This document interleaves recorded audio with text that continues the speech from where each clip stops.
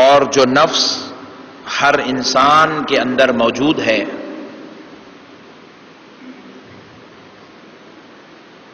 اس کی برائیوں کو، اس کی گندگیوں کو اور اس نفس کی جانب سے ہونے والی شرارتوں کو سمجھنے اور پھر اس سے بچنے کی جو تدابیر حدیث اور قرآن میں بیان ہوئی ہے ان چیزوں پر روشنی ڈالنے کی سعادت حاصل کرتے ہیں۔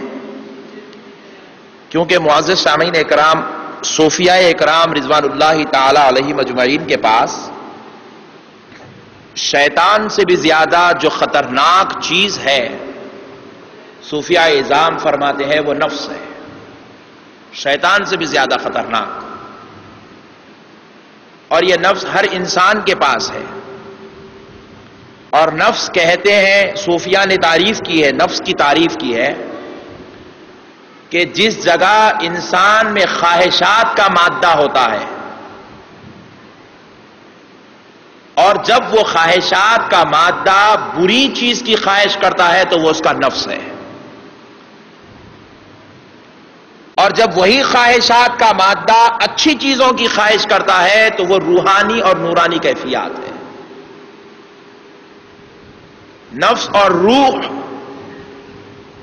یہ دل کے بازو میں رہتے ہیں، قلب کے بالکل بازو میں رہتے ہیں۔ جب جب اس قلب پر گندگی کا، برائی کا، ہوس کا غلبہ آ جاتا ہے تو یہ قلب نفس کا غلام بن جاتا ہے، اور جب اس دل میں دین کی، اسلام کی، اللہ اور اس کے رسول کی محبت کا غلبہ آ جاتا ہے تو یہ قلب روح کا غلام بن جاتا ہے۔ اور اللہ کے محبوبوں کی یہی علامت ہوتی ہے، اللہ کے متقی بندوں کی یہی علامت ہوتی ہے کہ وہ اپنے قلب پر کبھی نفس کا غلبہ ہونے نہیں دیتے، ہمیشہ ان کے قلب پر ان کی روح غالب رہتی ہے، وہ کبھی نفس کو اپنے قلب پر غالب ہونے ہی نہیں دیتے، اس کی خواہشات کو قلب پر چلنے ہی نہیں دیتے۔ جیسے کہ مثال کے طور پر ایک ایگزامپل دے رہا ہوں، کمپیوٹر گھر میں رکھنا کوئی بری بات نہیں ہے، ہر گھر میں کمپیوٹر ہو اور ہے اور کام ہو رہا ہے۔ اگر اس کمپیوٹرز کے ذریعے سے اگر آپ استفادہ کرنا چاہتے ہیں تو وہ آپ کی زندگی کو آسان سے آسان، آسان سے آسان، بہتر سے بہتر کرتا چلا جاتا ہے۔ اب وہی ایک کمپیوٹر ہے جو آپ کے ہزاروں قسم کے اخراجات کو بچاتا بھی ہے، آپ کے ٹائم کو بھی بچاتا ہے، آپ کے کاروبار میں بھی مدد کرتا ہے، آپ کی معاملے داری میں بھی مدد کرتا ہے، خط و کتابت میں مدد کر رہا ہے، آپ کو دنیا کے لوگوں سے تال میل جوڑنے میں بھی مدد کر رہا ہے، ساری اچھائیاں اس کے اندر موجود ہیں، کیونکہ اس کو استعمال کرنے والا اچھائی پر غالب ہے۔ اور اگر کوئی اس کا استعمال کرنے والا اسے غلط استعمال کرنا چاہتا ہے تو پھر وہ اتنا برا ہے، اتنا برا ہے، کائنات کے کسی گھر میں بھی اتنی برائی نہیں مل سکتی جتنی اس کمپیوٹر کے اندر مل جاتی ہے۔ تو پھر پیارے بزرگوں اور دوستو، بس ہمارا قلب بھی ایسا ہی ہے، یہ ایک آلہ کار ہے، یہ قلب ایک مکان ہے، یہ قلب ایک گوشت کا لتھڑا ہے۔ اگر جب انسان اس قلب کا استعمال اللہ اور اس کے رسول کے حکم کے مطابق کرتا ہے، قسم جانیے خدا اس کو اپنا گھر بنا لیتا ہے اور مومن کے قلب میں آ کر خدا جلوہ گر ہو جاتا ہے۔ یہ اتنا کام کی چیز ہے، اتنے بڑے درجے کی چیز کا نام قلب ہے کہ قلب کے جیسا اس کائنات میں کوئی ہے ہی نہیں۔ قلب ہی اس کائنات کی سب سے بڑی اچھی نعمت ہے جو اللہ نے بندے کو عطا فرمائی، بشرطے کہ اس قلب کی کیفیات کا استعمال صحیح ہو، اس پر روح کا غلبہ ہو، اس پر اچھائیوں کا غلبہ ہو، اس پر نیکی کا غلبہ ہو، اس پر محبت کا غلبہ ہو، اس پر اللہ کی بندگی مصطفیٰ کی غلامی کا غلبہ ہو، اسلام کی محبتوں کا غلبہ ہو، تو یہ قلب وہ ہے کہ عرش بری میں بھی وہ مزہ نہیں آتا جو اس قلب میں مزہ نظر آ رہا ہے۔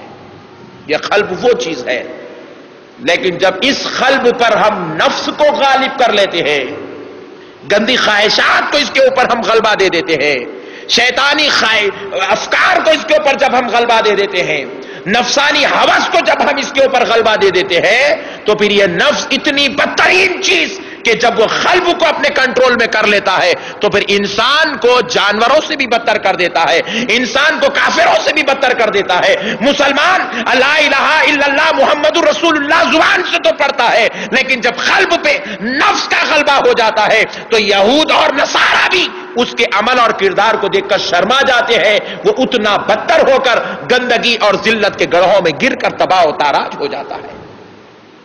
پیارے بزرگوں اور دوستو، اسی لیے نفس کے تعلق سے اللہ رب العزت نے قرآن پاک میں ارشاد فرمایا، جو آیت میں نے خطبہ مبارکہ میں تلاوت کی سعادت حاصل کی۔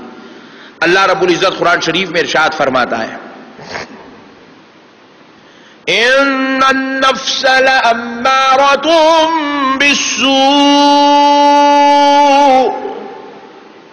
اے میرے بندو، نفس تمہیں ہمیشہ برائیوں کے کاموں کا ہی حکم دیتا ہے۔ نفس کا کام ہے برائی سکھانا، برائی کی طرف بلانا، گندگی کی طرف بلانا۔ کبھی وہ تمہارے دل میں ہوس پیدا کرتا ہے زنا کی، کبھی وہ تمہارے دلوں میں ہوس پیدا کرتا ہے چوری کی، کبھی نفس تمہارے دل پر غلبہ پاتا ہے اور تمہارے اندر ہوس پیدا کر دیتا ہے گندے اور برے کاموں کی، تمہیں اللہ کی بندگی سے روکنے کی ہوس پیدا کرتا ہے، نمازوں سے منہ چرانے کا ہوس پیدا کر دیتا ہے، ماں باپ کی نافرمانی کا ہوس پیدا کرتا ہے، لوگوں کے مال لوٹ کھانے، لوگوں کے اوپر غضب کرنے کے حملے کرنے کے جو ہے خواہشات تمہارے دلوں میں پیدا کر دیتا ہے۔ نفس کا کام ہے بس تمہارے لیے برائی کا اہتمام کرنا، برائی کو تمہارے قریب تک پہنچانا، برائی کو تم کو قریب لے جا کر چھوڑ دینا، بس نفس کا کام ہی ہے تم کو برا دیکھنا۔ لیکن اللہ رب العزت آگے ارشاد فرماتا ہے کہ اللہ ارشاد فرماتا ہے الا ما رحم ربی، لیکن جو بندہ ہمارے خاطر اس نفس سے بچنا چاہتا ہے، ہمیں اپنے رب ہونے کی قسم ہم اسے بچا لیتے ہیں۔ اللہ کہہ رہا ہے ہم بچا لیتے ہیں، تم کوشش تو کر کے دیکھو میرے بندو، یہ بہت بڑا دشمن ہے نفس، تم کو تباہ کرنا چاہتا ہے، تم کو ذلیل و خوار کرنا چاہتا ہے، لیکن بندے تو ذرا بچنے کی کوشش تو کر کے دیکھ، میں تیرا مددگار بن جاتا ہوں، میں تجھے بچا لوں گا، میں تجھے سنبھال لوں گا، میں تجھے نبھا لوں گا کہ تو میرا ہو جا، بس میں تجھے اپنا بنانے کے لیے تیار ہوں۔ مگر معزز سامعین کرام، آج کل ہر مسلمان بھائی یہ ارادہ اور قسم تو کھا رہا ہے، یہ ارادہ بھی کر رہا ہے، یہ قسم بھی اٹھا رہا ہے کہ میں آج کے بعد گناہ نہیں کروں گا، میں آج کے بعد گندگی نہیں کروں گا، میں آج کے بعد گندے کاموں کی طرف رغبت نہیں کروں گا۔ لیکن آپ ذرا غور کر کے دیکھیے، وہ جتنے مضبوط ارادے کر رہا ہے پھر اس کے بعد کوشش اتنی مضبوط نہیں ہو رہی ہے۔ ارادے کے ساتھ کوشش کا ہونا بھی ضروری ہے۔ آپ بولیں گے میں تو ارادہ کیا تھا، اللہ نے مجھے نہیں بچایا، ایسا نہیں ہو سکتا۔ اللہ کے بچانے کا نام آپ کی کوشش ہے۔ آپ کوشش کر کر تو دیکھیے، اللہ کی مدد ضرور آ جائے گی۔ جتنی کوشش ہوتی رہے گی اللہ کا فضل اتنا ہوتا رہے گا۔ کوشش کیسی ہونی چاہیے، بس ایک مختصر سی بات سنا دیتا ہوں کہ معزز سامعین کرام، عرب سے اسلام نکل رہا تھا، عجمیوں کے پاس پھیل رہا تھا، عجمیوں تک جب پہنچایا جا رہا تھا تو عرب کے دو نوجوان تھے، بلکہ 3 نوجوان تھے، اور وہ 3 نوجوان اپنے آپس میں سگے بھائی تھے، اور تینوں نے اس جذبے کے ساتھ عرب کی دھرتی کو چھوڑ دیا تھا کہ ہم عجمی لوگوں کے پاس جائیں گے اور اسلام کی دعوت کو عام کریں گے، اسلام کے پیغام کو عام کریں گے، اسلامی تعلیمات کو عام کریں گے، اپنے اخلاق اور کردار سے اسلام کی سچائی لوگوں کے سامنے، کفار کے سامنے پیش کریں گے۔ جب عجم میں وہ لوگ آ گئے، جب بادشاہ کو پتا چلا کہ ہماری قوم کے بیچوں بیچ ایسے چند نوجوان آ گئے ہیں جو ہمارے خداؤں کو غلط کہہ رہے ہیں، اپنے خداؤں کو سچ کہہ رہے ہیں، اور اپنے ایک خدا کی دعوت دے رہے ہیں، اور اپنے مذہب کی حقانیت بیان کرتے ہیں، اور ہمارے مذہب کو جھٹلا رہے ہیں، ہماری تعلیمات کو جھٹلا رہے ہیں، ہماری کتابوں کو جھٹلا رہے ہیں۔ جب بادشاہ تک یہ بات پہنچی اور بادشاہ بڑا پریشان ہوا، کہا کہ ان کو ہمارے دربار میں بلاؤ، ہم ان سے مناظرہ کرنا چاہتے ہیں۔ آپ یقین جانیے، جب بادشاہ نے ان سے مناظرہ کیا، ان کی حقانیت کا اثر بادشاہ کے دل پہ ہونے لگا، کیونکہ اسلام اتنا حق ہے، جب یہ دعوت پہنچائی جاتی ہے تو ظالموں کے دلوں پہ بھی اپنا جھنڈا گاڑ دیتا ہے، مگر پہنچانے والوں کی ضرورت ہے۔ حق و ایمان سے ایک بات پوچھتا ہوں کہ دیکھو، ان مبلغوں نے اسلام کی دعوت کو بادشاہوں کے دربار میں کھڑے ہو کے پہنچایا، لیکن آج افسوس ہم اپنے گھروں میں اپنی بیویوں کے پاس اسلام کی دعوت نہیں پہنچاتے، اپنی بیٹیوں کے پاس اسلام کی دعوت نہیں پہنچاتے، اپنے گھروں میں اسلام کی دعوت نہیں پہنچاتے، آج اس کا نتیجہ کیا ہو گیا؟ میں نعوذ باللہ کسی کی شکایت کے طور پر نہیں، صرف آپ کی فکر کو زندہ کرنے کے لیے کہہ رہا ہوں، یہ سارے نوجوان مجھے چاہتے تو ضرور ہے لیکن میرے مشن کے لیے خدمت کرنے کو تیار نہیں، میرے کام کو آگے بڑھانے کے لیے تیار نہیں، یہ نوجوان بس اپنی زندگی جینا چاہتے ہیں۔ میں ابھی آپ کی مسجد تشریف لا رہا تھا، اسکول پر بیٹھا ہوا ایڈمیشن لے رہا تھا، مجھے ایک میسج آیا، پھر میں نے دیکھا کہ بھئی یہ کیا میسج ہے، تھوڑا سا بےہودہ تھا، میں نے کہا کہ بھائی آپ کون ہیں جو اس قسم کے میسیجز کر رہے ہو؟ دوسرا میسج آیا، تیسرا میسج آیا، چوتھا میسج آیا، پیارے دوستوں میں نے اٹھا کر رکھے ہیں، پھر میں 4 میسج پڑھا، جب چوتھا میسج پڑھا خدا کی قسم میرا دل رونے لگا، میں کانپنے لگا، کون بدبخت ہے جو مجھے اتنی بےہودے میسیجز کر رہا ہے؟ جب میں نے دوسرے فون نمبر سے اس کو نمبر ملایا، یقین جانیے وہ کسی نوجوان مرد کا میسج نہیں تھا، ایک مسلمان نوجوان لڑکی میسج کر رہی تھی اور اس نے کہا میں اپنے دوست فرینڈ کو کر رہی تھی، غفلت سے وہ نمبر آپ کا لگ گیا اور آپ کو میسج پہنچ گیا۔ مگر پیارے دوستو بتاؤ، آج ایک باپ اپنی بیٹی پر نظر نہیں رکھ رہا ہے، ایک بھائی اپنی بہن پر نظر نہیں رکھ رہا ہے، ایک شوہر اپنی بیوی پر نظر نہیں رکھ رہا ہے، فون آزادی کے ساتھ جوان بیٹیوں کے ہاتھوں میں دے کر چھوڑ دیے۔ کیا بربادی ہو رہی ہے آج ہمیں نہیں معلوم، کس طرح ہماری بیٹیاں تباہ ہو رہی ہے میں نہیں معلوم، کالجوں کی زندگی آج آزاد ہو گئی جس کی وجہ سے ہماری نوجوان بیٹیاں، آپ گھر میں سکون سے بیٹھے ہوئے ہیں لیکن آج ہمارے گھروں کی بیٹیاں غیروں کی شکار ہوتی چلی جا رہی ہے، غیروں کی تفکرات کی شکار ہو گئی، غیروں کے عشق کا شکار ہو گئی۔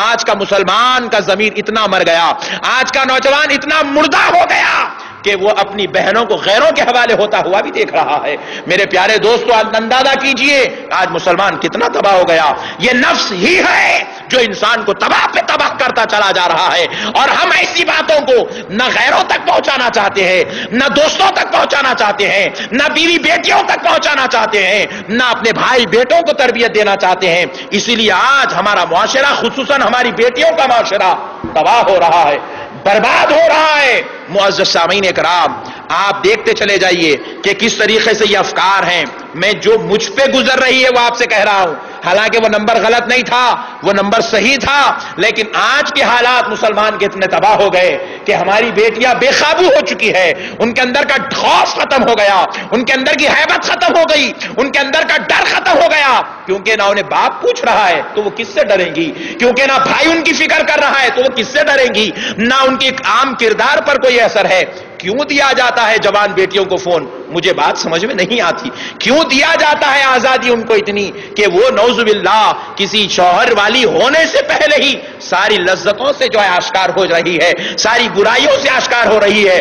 آپ برا نہ مانے تو ایک بات کہہ دوں، بروز محشر میرا رب اس بیٹی سے بعد میں پوچھے گا، اس کے باپ اور بھائی سے پہلے پوچھے گا، اس کے باپ اور بھائی سے یہ کردار پہلے پوچھا جائے گا۔ اور آپ کے بالکل بازو بغل میں ایسے خطرناک پارکس ہیں، آپ کے بارے میں سوچتا ہوں تو مجھے تعجب بھی ہوتا ہے کہ میرے بھائی آج ہمیں کیسے کیسے حالات سے گزرنا پڑ رہا ہے۔ ہمارے گھروں کے سامنے لا کر گندگی کو پھینک دیا گیا اور ساری قوم ادھر آ رہی ہے، ہمارے گھروں کے بازو بیٹھ کر گندگی کر رہی ہے۔ حدیث شریف میں آتا ہے، رسول اللہ ارشاد فرماتے ہیں، جس جگہ زنا ہوتا ہے یا جس جگہ زنا والے کام ہوتے ہیں اس جگہ کے 40 میل تک اللہ کی رحمت کا نزول نہیں ہوتا، اللہ کی رحمت کا نزول نہیں ہوتا۔ آپ بتائیں، ہمیں حق ہے اس بات پر اعتراض کرنے کا۔ ہم میرے مقدس عبادت گاہوں، ہمارے مقدس گھروں، ہماری عبادت خانوں کے سامنے لا کر ایسے گندے پارکوں کو رکھ دیا گیا جس سے آج ہم تباہی اور بربادی کی طرف چلے جا رہے ہیں۔ میرے پیارے بھائی، آج ہمیں ضرورت ہے ہم تھوڑا اپنے گھروں کی بھی فکر کریں اور دین کی باتوں کو اپنے گھروں تک پہنچائیں گے نا بھائی، انشاءاللہ پہنچائیں گے۔ اب دیکھیے پیارے دوستو، میرے آقا رحمت اللہ عالمین صلی اللہ تعالی علیہ وسلم ارشاد فرماتے ہیں، جس نے اپنے نفس کو کنٹرول کر لیا، ہر چیز کنٹرول ہو سکتی ہے۔ دیکھو سانپ والا سانپ کو کنٹرول کرتا ہے، آپ مگرمچھ سے ڈرتے ہیں لیکن ہر ایک کو مگرمچھ سے ڈرنے کی ضرورت نہیں، بعض لوگ اس کے کھلاڑی ہوتے ہیں، وہ مگرمچھ کو کنٹرول کرتا ہے، بعض لوگ اژدھوں کو کنٹرول میں کر لیتے ہیں۔ حالانکہ ایک عام انسان کے لیے اژدھا دیکھنا بھی جان لینے کا سبب بن جاتا ہے، اژدھے کا دکھنا بھی جان جانے کا سبب بنتا ہے، لیکن بعض لوگ اژدھے کے ساتھ زندگی گزارتے ہیں، اس سے محبت ہو جاتی ہے، اس کے بغیر ان کا جینا مشکل ہو جاتا ہے۔ کنٹرول کرنا چاہو تو اژدھا بھی کنٹرول ہو سکتا ہے، آپ دیکھتے ہیں سرکس میں ایک شخص شیروں کو اپنے کنٹرول میں رکھتا ہے، چیتا کو اپنے کنٹرول میں رکھتا ہے، جان لیوا چیز وہ ضرور ہے لیکن کوئی کنٹرول میں کرنا چاہے تو کر سکتا ہے۔ تو خدا کی قسم نفس بھی ایک ہلاک کرنے والا، ایمان کو تباہ کرنے والا، مسلمان کو تباہ کرنے والا ضرور ہے، لیکن جب اللہ کا بندہ اللہ کی خاطر کنٹرول کرنا چاہے تو نفس بھی کنٹرول میں آ جاتا ہے، نفس بھی کنٹرول میں آ جاتا ہے۔ وہ بہک گیا نفس کی ہوس میں تو شیطان ہو گیا، اور جو نفس پہ کنٹرول کر لیا وہ غوث اعظم ہو گیا، جو نفس کو قابو میں کر لیا وہ غریب نواز ہو گیا، جو نفس کو اپنا غلام بنا لیا وہ بندہ نواز ہو گیا، جو نفس کو اپنے پیروں کے نیچے کچیل دیے وہ کبھی یوسف بابا ہو گئے تو کبھی شریف بابا ہو گئے، اور جو نفس میں بہک گیا وہ شیطان ہو گیا۔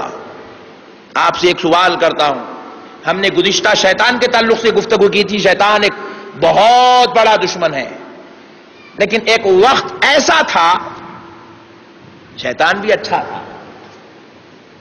تھا کہ نہیں تھا؟ شیطان بھی اچھا تھا، اور اتنا اچھا تھا کہ آپ اور ہم اتنے اچھے نہیں ہیں، وہ اتنا اچھا تھا۔ آپ جانتے ہیں شیطان نے اللہ کی عبادت کتنے سال تک کی؟ اور وہ اس وقت عبادت اللہ کی کیا تھا جب نہ چاند بنا تھا نہ سورج بنا تھا، اس وقت اللہ کی عبادت کیا تھا۔ کیا عبادت تھی شیطان کی؟ آپ دیکھیں 80,000 سال تک اس نے خدا کی عبادت کی تھی۔ کتنے ہزار سال تک؟ 80,000 سال۔ اور اس نے رب سے ایک دعویٰ بھی پیش کیا تھا، آپ اگر اجازت دے دیں تو میں پھر ایک بار زمین کے ذرے ذرے پر آپ کے لیے سجدہ کر دوں، آپ مجھے کیوں دھتکار رہے ہیں؟ لیکن رب دنیا والوں کو، آپ کو اور مجھ کو، ہم کو بتانا چاہتا تھا کہ ایک نفس ہوتا ہے اور نفس خدا کا دشمن ہے۔ آپ ذرا بتائیے، جب وہ 80,000 سال کا عابد ہے، جب وہ عابد تھا تو کوئی شیطان نہیں تھا، کوئی ابلیس نہیں تھا، کوئی مردود نہیں تھا، کوئی بہکانے والا نہیں تھا، کوئی تباہ اور برباد کرنے والا نہیں تھا۔ تو پھر ذرا سوچئے، آج ہم شیطان پہ تو لعنت کر رہے ہیں، اعوذ باللہ من الشیطان الرجیم کہہ تو رہے ہیں، لیکن سوال یہ پیدا ہوتا ہے، ہم تو شیطان پہ لعنت کر رہے ہیں، لیکن شیطان کیسے بنا؟ اس کو اس نے اتنا بدترین کس نے کر دیا؟ اس کو خدا کا دشمن کس نے بنایا؟ اسے خدا کا لعنتی کس نے بنایا؟ وہ خدا کا غدار کیسے ہوا؟ تو جواب ایک ملتا ہے، اسے کوئی دوسرے شیطان نے نہیں بہکایا، اس کے نفس نے اسے تباہ کر دیا، اس کے نفس نے اس کو تباہ کر دیا۔ اور رب بتا رہا ہے 80,000 سال کا عابد ہو، نفس کا غلام ہو جائے گا تو شیطان بنا دوں گا۔ 80,000 سال کا عابد ہو، اگر نفس کی پیروکاری کرے گا، نفس کا غلام بن جائے گا، میری نافرمانی چھوڑ دے گا تو میں اسے مردود کر دوں گا، 80,000 سال کی عبادت کو نکال کر پھینک دوں گا۔ پیارے دوستو، آپ ذرا اب غور کیجئے کہ ہم کون ہیں۔ میں تھوڑی کڑوی سچ بول رہا ہوں آج، برا نہ مانے، میں تھوڑا اپنی افکار کو آج جھنجھوڑنا چاہتا ہوں۔ اب ہم غور کریں کہ ہم کون ہیں، غوث اعظم کے غلاموں میں ہے یا شیطان کے تابع داروں میں ہے۔ آپ یہ نہیں کہہ سکتے کہ نفس پر کنٹرول نہیں ہو سکتا، خدا کی قسم ہو سکتا ہے، کرنے والے کی ضرورت ہے۔ جو انسان کرنا چاہتا ہے تو نفس پر کنٹرول ہے، اور رب بتا رہا ہے وہ شیطان تھا، 80,000 سال عبادت کیا، نفس کا غلام ہوا تو میں نے مردود کر دیا، اور میرا غوث صرف 92 سال کا تھا، اور اس نے اس نفس کو پیر کے نیچے کچل دیا تو میں نے قیامت تک آنے والے سارے اولیاء کا سردار بنا دیا۔ اللہ بتا رہا ہے جو نفس کو ٹھکرا دے اسے یہ انعام ہے، جو نفس کا غلام بن جائے اس کے لیے یہ لعنت ہے۔ اب کنٹرولنگ کرنا نہیں کرنا یہ ہمارے اختیار کی بات ہے، لیکن آپ یہ نہ سوچیں کہ میں غریب آدمی ہوں، مفلس آدمی ہوں، محتاج ہوں، مسکین ہوں، یتیم ہوں، یسیر ہوں، میں کمانے میں لگا ہوا ہوں، بوڑھا ہو گیا ہوں، یہ ہو گیا ہوں، یہ سارے بہانوں کو بازو رکھیے۔ ہمارا رشتہ خدا کے ساتھ ایک ہے کہ ہم اس کے بندے ہیں، غریب امیر ہمارا کوئی رشتہ نہیں، گورا کالا لنگا بھوکا یہ کوئی رشتہ نہیں ہے. ہمارا اور ہمارے رب کا صرف ایک رشتہ ہے کہ وہ خدا ہے اور ہم بندے ہیں. بحیثیت بندہ ہر حال میں بندے کو صرف خدا کے لیے جینا ہے. بندے کو صرف خدا کے لیے جینا ہے. اس لیے رب نے کہا میرے بندے نفس کا کام ہے تجھے اندر گندگی پیدا کرنا, تیرے اندر خواہشات پیدا کرنا. بلکہ مجھے کہنے دیں, صوفیاء کی ڈگر پہ ایک بات کہہ دیتا ہوں جو صوفیاء اعظام نے فرمایا ہے. فرماتے ہیں شیطان نفس کا غلام ہے. جیسے بعض لوگ موکلین کو اپنا غلام بنا لیتے ہیں, جنات کو یہ لوگ کہہ دیتے ہیں یہاں بیٹھے بیٹھے عملیات کرتے, بولتے ہیں میاں وہ دونوں میں لڑائی ہو رہی ذرا ملا دے کے آ جاؤ. وہ جن جا کے ان دونوں کو ملا دے کے آتا.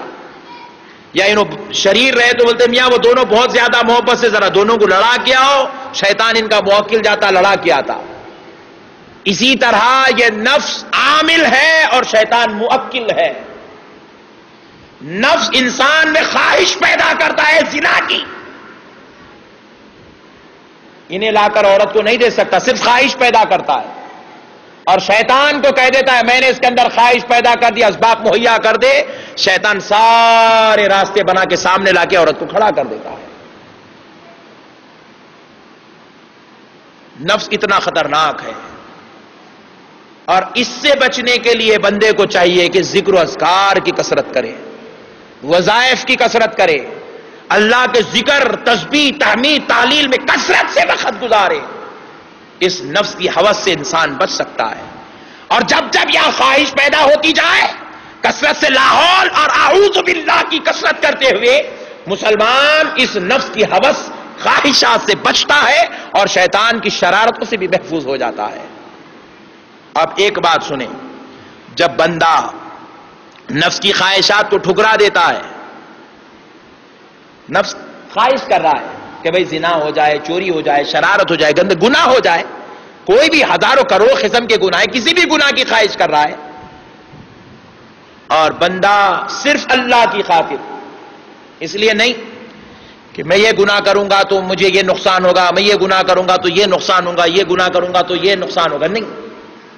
نقصان کی خاطر اگر گناہ سے بچو گے تو نقصان نہیں ہوگا لیکن اللہ راضی بھی نہیں ہوگا. گناہ سے صرف اس لیے بچنا ہے اللہ راضی ہو جائے. کون راضی ہو جائے بھائی؟ بس ایک ہی مقصد ہے ہمارا, اللہ راضی ہو جائے, اس کا رسول راضی ہو جائے. اللہ فرماتا ہے جب میرا بندہ میری خاطر صبر کرتا ہے, صبر کی دو قسمیں, ایک ہے مصیبت پہ صبر کرنا, گھر میں کسی کا انتقال ہو گیا, دکان چل گئی, کاروبار لوٹ گئے, تجارت ہو گئی, پیسہ گم گیا, یہ ایک ہے مصیبت پہ صبر کرنا. اور ایک ہوتا ہے شیطانی ہوس اور خواہشات پہ صبر کرنا. شیطان نئے نئے امنگیں پیدا کر رہا ہے, خواہشات پیدا کر رہا ہے, بندہ صرف اللہ کے لیے صبر کر رہا ہے, اللہ کے لیے صبر کر رہا ہے. تو پھر اس کے بعد اللہ رب العزت ایسے صبر کرنے والے بندوں کے لیے, ایسے صبر کرنے والے بندوں کے لیے جو نفس کی خواہشات اور ہوس پر صبر کرتے, مولا فرما رہا ہے وَإِن تَصْبِرُوا وَتَتَّقُوا لَا يَضُرُّكُمْ كَيْدُهُمْ شَيْئًا. اللہ رب العزت ارشاد فرما رہا ہے اگر تم تقوی اور صبر اختیار کرو گے, تقوی کا مطلب یہ ہے کہ گناہ کو چھوڑ دینا, گناہ کی خواہشاری چھوڑ دیے, لاکھ خواہشاتی جاری, آپ صبر کرتے چلے جا رہے ہیں اللہ کی خاطر. اللہ فرماتا ہے اگر تم نے تقوی اختیار کیا اور تم نے اس شیطانی ہوس اور پر نفسانی خواہشات پر صبر کیا تو پھر اے میرے بندو اللہ کی ذات پہ بھروسہ کر لو, اب تمہاری ذات کو کوئی نقصان نہیں پہنچا سکتا. صبر, شیطان لے آ کر نئی پروگرامنگ ڈالتا ہے. اس وقت جب بندہ اس کی پروگرامنگ کو سمجھ جاتا ہے, نفس کی ہوس کو سمجھ کر صبر کر لیتا ہے, تو مولا کہہ رہا ہے اے میرے بندے تیرے خدا کا اعلان سن, اب تجھے کوئی نقصان نہیں پہنچا سکتا. کیوں نہیں پہنچا سکتا؟ اللہ آگے ارشاد فرما رہا ہے دوسری آیت میں ان اللہ یحب المتقین ان اللہ مع الصابرین. اللہ کہہ رہا ہے اس لیے تمہیں کوئی ذات اب نقصان نہیں پہنچا سکتی، نہ نفس نقصان پہنچا سکتا، نہ شیطان تمہیں نقصان پہنچا سکتا، نہ دنیا کی ذلت و رسوائی تمہارے قریب آ سکتی، اس لیے کہ بندو تم نے صبر کیا، تقویٰ کیا، تو کیا ہو گیا کہ تم نہیں رہے، اب تمہارے قریب تمہارا خدا ہو چکا ہے، تمہارا رب تمہارے قریب ہو چکا، تمہارے ساتھ ہو گیا۔ اب تو جدھر جاتا ہے بندے اس خیال سے جا خدا کی مدد تیرے ساتھ آ رہی ہے، خدا کا فضل تیرے ساتھ آ رہا ہے، خدا کی رحمت تیرے ساتھ آ رہی ہے، تو نے صبر کیا۔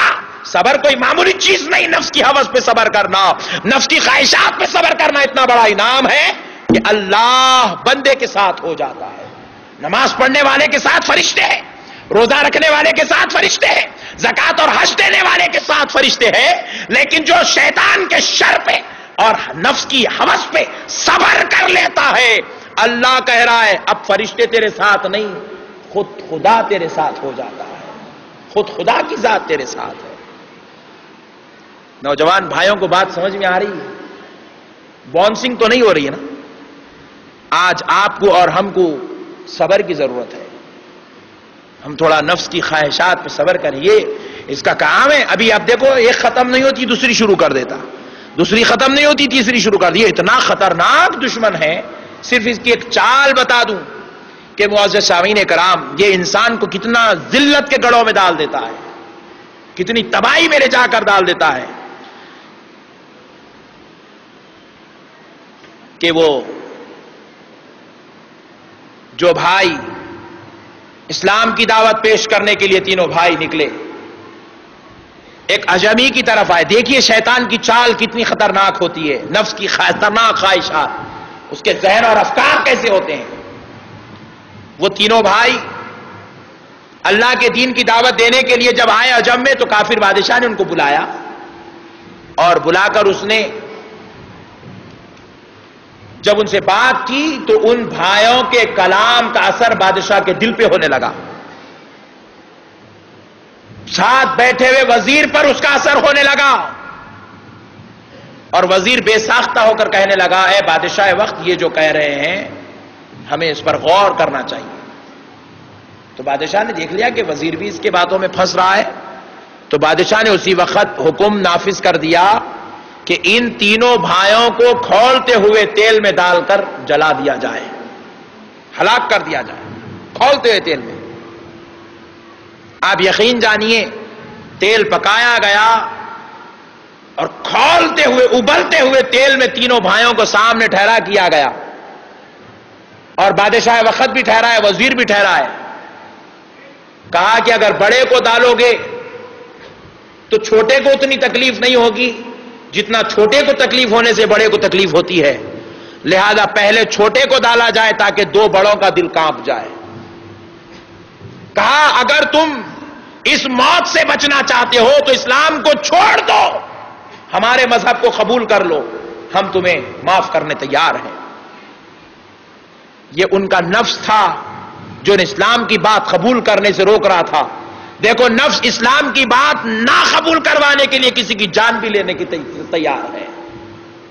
چھوٹے کو ڈالا گیا، اور چھوٹا اپنے بھائیوں سے یہی کہہ رہا ہے میرے بھائیوں دیکھو کہیں میں اس تکلیف کو دیکھ کر اسلام سے پھسل تو نہیں رہا ہوں، اگر میں پھسل جاؤں تو خدا کی قسم مجھے کلمہ پڑھوا دینا، تاکہ میں اسلام پر ایمان کی موت ہی مرنا چاہتا ہوں۔ دو بڑے بھائی ٹھہرے ہوئے، چھوٹے بھائی کو کھولتے ہوئے تیل میں اتار دیا گیا، خاکستر ہو گیا، بھائی ہلاک ہو گیا۔ نہ اس تیل میں اترنے والے کی ہمت پست ہوئی، نہ بھائی کو تڑپتا بلکتا تباہ ہوتا ہوا دیکھنے والے بھائیوں کی ہمت میں کوئی فرق آیا، کیونکہ ان کے قلب پر روح غالب ہو چکی تھی، اور ادھر قلب پر نفس غالب تھا، یا نفس اور روح کا جھگڑا چل رہا ہے۔ اور وہ جو وزیر تھا وہ بڑا پریشان ہوا، دیکھا کہ بادشاہ اتنی خطرناک تکلیف دے رہا ہے۔ ایک مشورہ دیا، اے بادشاہ وقت آپ مجھے اجازت دے دیجئے، مجھے کچھ ٹائم دیجئے، یہ لوگ تیل میں جل جائیں گے لیکن اسلام نہیں چھوڑیں گے، ہلاک ہو جائیں گے لیکن اسلام نہیں چھوڑیں گے۔ آپ کا مقصد ان کو ہلاک کرنا نہیں، ان کو اسلام سے پھیرنا ہے، مجھے وقت دیجئے چند دنوں کا، میں ان کو اسلام سے پھیر کر دکھا دوں گا۔ بولے کیا کرے گا؟ بولے اے بادشاہ وقت، انسان موت سے تو مقابلہ کر سکتا ہے لیکن عورت سے نہیں کر سکتا۔ اللہ اکبر۔ میں ان کے ایمان کو تباہ کرنے کے لیے عورت کا استعمال کروں گا۔ کہا اجازت ہے، ہٹا لیا۔ بادشاہ ہمت ہار گیا، ان لوگ مر جائیں گے لیکن اسلام نہیں چھوڑیں گے۔ اب لے جایا گیا، بادشاہ کے وزیر اپنے گھر ان دو نوجوانوں قیدیوں کو لے گیا، لے جا کر ایک کمرے میں بند کر دیا۔ پہلے گندی عورتوں کو بھیجتا گیا، 10 دن تک عورتیں رات بھر برہانہ ان کے ساتھ کمرے میں رہی۔ 10 دن کے بعد جب باہر نکلتی ہے تو پوچھتی ہے ان لوگوں نے تمہارے ساتھ کوئی گندگی کی؟ کہا نادان، تو نے تو ایسے لوگوں کے بیچ میں ہمیں چھوڑ دیا کہ فرشتہ بھی ہوتا تو آنکھ اٹھاتا، انہوں نے آنکھ بھی نہیں اٹھائی ہے۔ اور اللہ کے محبوبوں کی یہ شان ہوتی ہے۔ میں یہ قصہ آپ کو نہ کسی نبی کا سنا رہا ہوں نہ کسی ولی کا، یہ الگ بات ہے، یہ عمل نے انہیں ولایت کے سرفرازی فرما دی تھی، لیکن یہ قصہ تو آپ کے اور میرے جیسے نوجوانوں کی بات ہو رہی ہے۔ میں بتانا چاہتا ہوں اگر مسلمان چاہے تو اپنے نفس پہ اتنا کنٹرول کر سکتا ہے کہ 10 دن عورت برہانہ اس کے بازو بیٹھی رہے، وہ آنکھ اٹھا کر بھی نہیں دیکھتا۔ جب اس کی روح اس کے دل پہ غالب آ جاتی ہے تو بس اسے عورت نے گندگی نہیں، اسے بس آنکھ بند کرنے میں خدا کے جلوے نظر آنے لگتے ہیں۔ پیارے دوستو، وزیر نے دیکھ لیا کہ میں وعدہ کیا اس کو بدلنے کا، جا کر کہا مجھے اور 10 دن کا ٹائم دیجیے۔ اب گندی عورتوں کو نکال لیا، اچھی حسین اور جمیل عورتوں کو بھیجنے لگا، اور 20 دن گزر گئے۔ وزیر سے پوچھا ان 20 دن والی بات نکلنے والی عورتوں سے، کیا انہوں نے تمہارے ساتھ کوئی گندگی کی؟ انہوں نے ایک ہی جواب دیا، وہ گندگی کیا کرتے، ہم نے ان کو دیکھ کر اپنا مذہب چھوڑ دیا، ان کے مذہب میں داخل ہو گئے، وہ ہم سے کیا گندگی کرتے، انہوں نے تو ہمیں شرم سکھا دی، حیا سکھا دی، ہم ان کے ہو گئے۔ بادشاہ کو پتا چلا تو ان عورتوں کی گردنیں کاٹ دیا۔ اب وزیر کی ناک کٹ رہی تھی، وزیر نے آخری میں انتہا کر دی۔ وزیر کی خود ایک بیٹی تھی جو اس زمانے کی سب سے زیادہ حسین اور جمیل بیٹی تھی۔ وزیر نے کہا بیٹی چاہے تو جو کرتی ہے کر لے، اجازت ہے، ان دونوں کے ایمان کو بدل دے، ان کے اندر گندگی اور تباہی پیدا کر دے، ان کو اسلام سے ہٹا لے تاکہ میری لاج رہ جائے، میری بات رہ جائے۔ جب وزیر کی بیٹی گئی تو پہلی رات میں ان سے کچھ کلام ہوا، کچھ گفتگو ہوئی، کچھ بات ہوئی، کچھ باتیں ہوئی۔ خدا کی قسم وہ باتوں میں ایسا کلام، ایسا اثر، ایسی روحانیت، ایسا فقدان تھا کہ وزیر کی بیٹی پہلی رات گناہ کرنے کی نیت سے گئی، اسی رات سے خدا کو سجدے کرنا شروع کر رہی ہے، اللہ کی عبادت میں لگ گئی ہے، اللہ کی بندگی میں لگی ہے۔ جب صبح باپ کھٹکا مار کر پوچھتا ہے بیٹی کس حال میں ہو، کیا کر رہی ہو، کہتی ہے سجدے میں ہوں، سبحان ربی الاعلیٰ کی تسبیح زبان پر جاری ہے۔ یہودی کی بیٹی ہے، اللہ کا سجدہ اور اس کی عبادت کر رہی ہے۔ نوجوان چاہا تو اپنے نفس پر ایسے کنٹرول کر سکتا ہے اور زمانے کے اندر انقلاب بھی برپا کر سکتا ہے، بس نوجوان کے ارادوں اور کوشش کی ضرورت ہے۔ اے پیارے نوجوان بھائیوں، اللہ کا واسطہ، نفس کے غلام بننے کا نام مسلمانیت نہیں، نفس کو غلام بنا لینے کا نام مسلمانیت ہے۔ امید کرتا ہوں کہ ہم اسلام کی اس چاشنی سے بھی تھوڑا سرفراز ہو جائیں گے، ہم تھوڑا مولا کے قریب ہو کر دیکھیں گے کہ کیا مزہ آتا ہے، نفس کو غلام بنا کے دیکھیں گے کہ کیا لذت آتی ہے، اور شیطانی افکار کو ٹھوکر مار کے، شیطانی چال و چلن کو ٹھکرا کر دیکھیں گے کہ زندگی میں